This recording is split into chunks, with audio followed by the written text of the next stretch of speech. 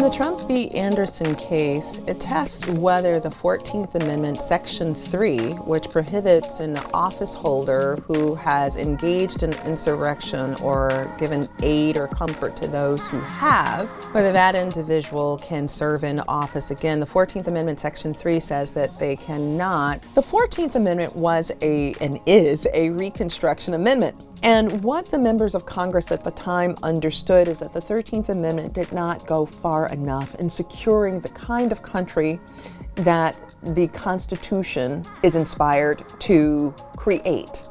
And therefore, we have equality, substantive due process, privileges and immunities being forged in the 14th Amendment. And then it comes to this space that now is of such critical importance to us today, and people are struggling to understand, well, why is it that there's a Section 3? Well, there's a reason for this. And the reason for this is that in Congress, leading up to the 13th Amendment, you have members of Congress who've run on a platform as radical Republicans who are interested in ending slavery. They fight for this. They write about this. They give speeches in Congress. These members are also subjected to violence that has not often been talked about. Famously, Charles Sumner, the senator from Massachusetts, is caned nearly to death.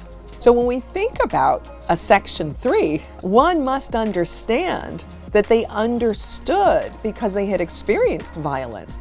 They knew that printing presses had been blown up and so much more just in trying to end slavery and to forge a more perfect union. In the Trump v. Anderson case, there are a number of arguments that the former president's legal teams are making. The first is that the former president has articulated that he had a First Amendment right to question the results of the 2020 presidential election. The former president has also made arguments that suggest that the language in the 14th Amendment, Section 3, does not apply to him, that it doesn't spell out that it applies to a president. Third is that the former president and his legal team have made arguments across a series of cases, including in Colorado, and that is absolute immunity. Those legal teams have also said that this applies for any past president, sitting president, or future president. But here's what we understand about that. There are no absolutes in the Constitution and no absolute protections. There's not even an absolute First Amendment right. There are time, manner, and place exceptions there too. Now, what does that mean for this United States Supreme Court?